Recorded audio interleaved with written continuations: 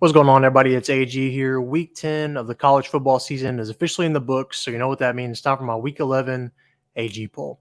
So this isn't the AP poll. This isn't the coaches poll. It's not the college football poll. It's not the stripper poll. It's the AG poll, so this is my poll.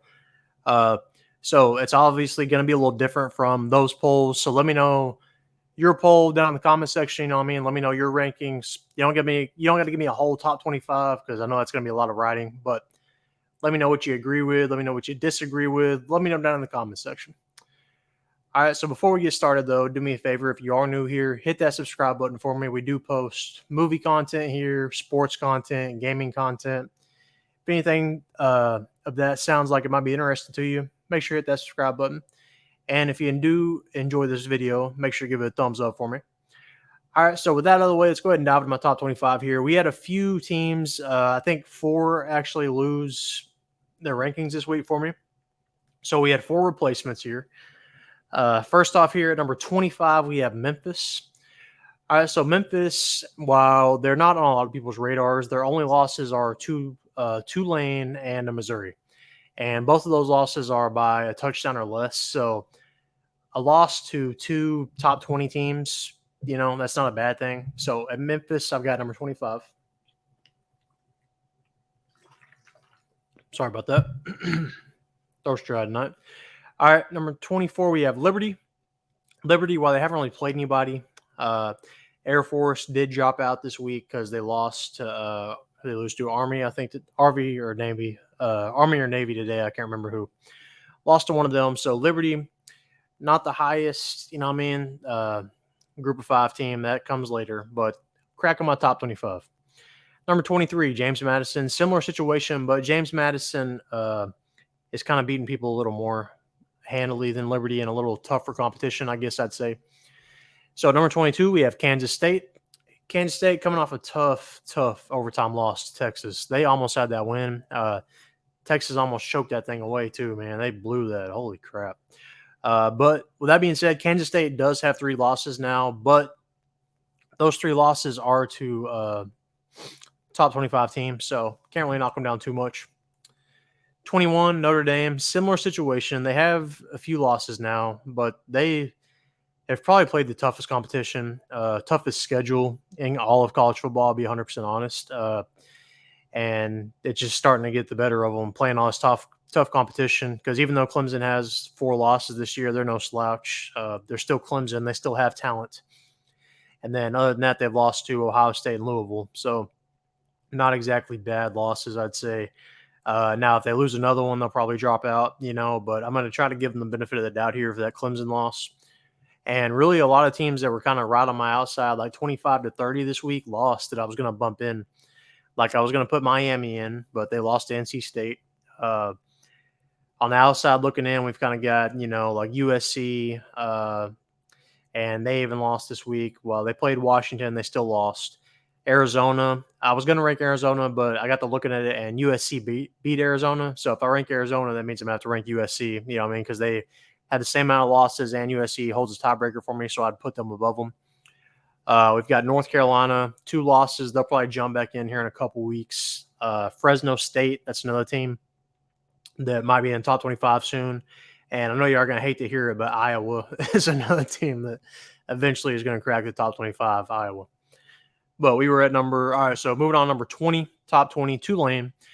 They kind of struggled this week. They're not really winning that handily, but still their only loss is to Ole Miss, which is a top 10 team. So can't really fault them too much there. While they're not just killing teams, they are winning. So I got to give them the benefit of the doubt there. 19, Utah put up some points today. Utah kind of got handled last week against Oregon, but they looked, you know, all right today. Not against tough competition by any means, but they looked okay. Oregon State won by, I think, like 2 or 3 touchdowns against Colorado. I had that game on in the background earlier. Oregon State kind of hanging around, you know what I mean? Depending on what happens, they could end up moving up or down, depending on how their season kind of ends up. But kind of a 15 to 20-ish team probably for the rest of the year. All right, number 17. All right, I got good news for you, Tennessee fans. You have officially cracked the top 25. All right, I know Tennessee fans have been complaining a lot that I don't have them in the top 25, but while beating UConn is not, you know, a big task in football, If it was basketball, I'd give you credit for it. You'd probably bump up a bunch. But this ain't the basketball poll. It's football poll. Tennessee, they've only lost to Alabama and Ole Miss. So I'm going to give them the benefit of the doubt there. Not Ole Miss. I'm sorry. Who'd they lose to? Was it Ole Miss? Why am I drawing a blank here? I literally had this written in my notes a second ago. Hold that thought, guys.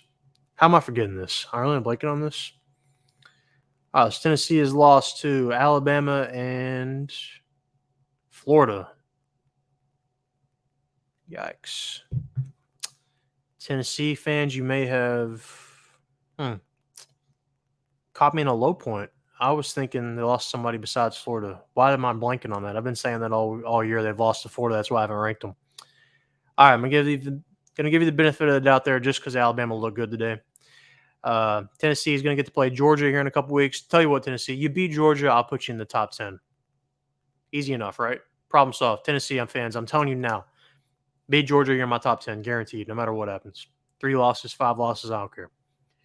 16, Oklahoma.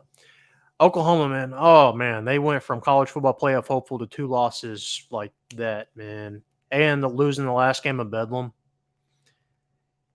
Man, can't beat Mike Gundy. It's got to be the hair, Cotton. Can't beat Mike Gundy. He's a man. He's 40. Oklahoma, though, really on the slide now. Yeah, they're struggling. While they're playing tougher competition still, they blew this opportunity they had to, make the playoff this year. 15, Kansas handled Iowa State today, kind of vaulted up the Big 12 ladder as far as rankings and standings are concerned because of that. So Kansas cracking the top 15. 14, Oklahoma State. The only thing that doesn't make sense to me here, Oklahoma State, like I said, they beat Oklahoma this week, but they lost to South Alabama earlier in the year and kind of got handled, lost by like 26. That really doesn't add up to me. Let me know in the comment section if you're an Oklahoma State fan. Like, did they play a different quarterback? Was a running back out? Was somebody out? Let me know what happened because that just really doesn't make sense to me. Why does it say Memphis at number 13? I'm sorry, guys. These rankings are bad today. It's ain't my usual. 13 is supposed to say Missouri. I think it auto-corrected it to Memphis. So ignore that. 13 is Missouri. My tech guy kind of crap in the bed here.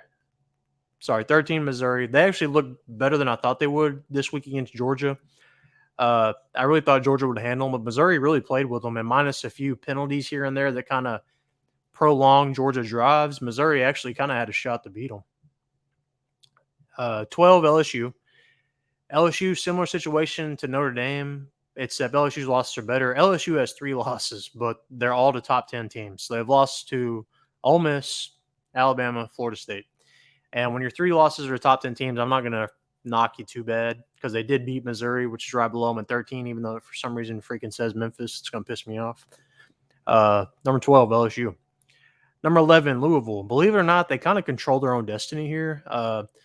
They had that head-scratching loss after the Notre Dame win, but the more research I did on it, the gameplay I was watching, Louisville's running back, which is their best player, was out in the game they lost. So kind of going to cut them some slack there. And kind of, I think that's an outlier is what I'm saying. Like, I think they can still, get to the championship game and play Florida State, hopefully. Hopefully, because that's good for TV, good for everybody. It's pretty much a quarterfinal game to get into the playoff. Number 10, Penn State looked a little more dominant again this week. I thought they would actually kind of struggle with Maryland, but they put the beat down on Maryland, kind of handled them. Number 9, Oregon. Oh, man, they put the beat down on Cal. I know some fans on Bleacher Report in the community were, these Duck fans are crazy. And for some reason, Oregon fans think they deserve to be in the top 4 above Washington for some reason, even though Washington beat them.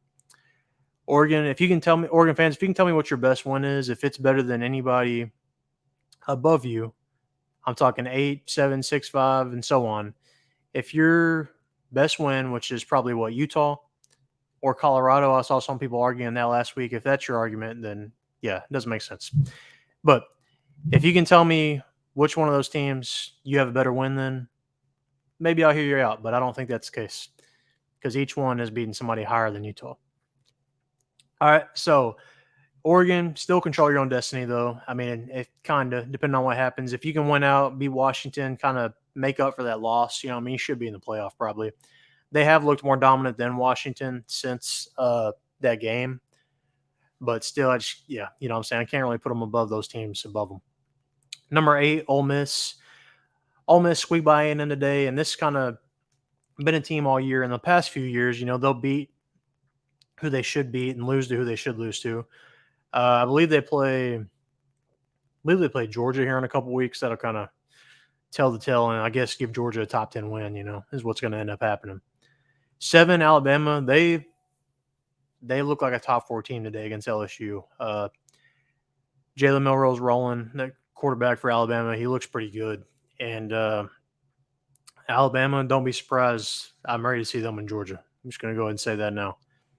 Number 6, Texas struggled today, but if they have Quinn Ewers, I think this is a top 5 team, probably a playoff team. They beat a top 25 team without their starting quarterback. Not a lot of teams can do that. Now, Malik Murphy looks shaky. I don't know why they didn't put Arch Manning in. Personally, I'd put Arch Manning in. Malik Murphy really struggled today and almost choked that game away against Kansas State. I think they were up by 20-plus and then blew it, took it into overtime. They're lucky Kansas State went for the touchdown instead of kicking the field goal. Otherwise, Texas might have been in trouble. Number 5, Washington beat USC today. I'll admit I thought USC was going to beat them. I was wrong there. Washington is winning since they beat Oregon, but they're barely winning. I don't know. I feel like one of those games is going to come up to bite them eventually. I've said all year I kind of think the Pac-12 will kind of self-dissolve, kind of self-destruct itself. Washington still hasn't lost, so I'm going to give them credit there, but I don't know. They're playing a little close, and when you play a little too much with fire, eventually it's going to burn you. But Washington just went out, and hey, you'll be in the playoff. Number 4, Florida State. So Florida State, they've played the tougher games on their schedule, so I think they should be in good shape here to make the playoff, at least to be in that, like I said, quarterfinal versus Louisville, depending on what happens. But Florida State played the tougher part of the schedule. They should be pretty good from here on out. 3, Georgia. Georgia, like I said, I was kind of surprised they struggled with Missouri today, and maybe Missouri is just better than I thought they were. I think that's probably actually what the case is. But they played with Missouri today at home, and kind of, I don't know, it was closer than I thought it was going to be. Like I said, kind of a scare. Number 2, Ohio State kind of struggled a little bit with Rutgers, but Rutgers, only had 2 or 3 losses, so that's not exactly a bad win. Struggled in the first half, but ended up kind of separating at the end. Number 1, Michigan. Still, in my opinion, no pun intended, still. Not still in signs, but still in my opinion, I think Michigan's the best team. They have looked the most dominant to me, and I know they really haven't played, the tougher part of their Big Ten schedule yet. That's coming next week against Penn State. But regardless if they're still in signs, regardless of how they're doing it, they're winning nonetheless. So Michigan, I've got it number 1. They still have the most talent from last year coming back. So I'm going to give them credit. Now, we'll see. It's going to be a showdown pretty soon here with them and Ohio State, and that's going to be a fun game to watch. So that's my top 25 for the week. Let me know your thoughts on the rankings down in the comment section. Give this video a thumbs up if you enjoyed it, and if you are new here, subscribe for more movies, sports, and gaming. So until next time, AG, out.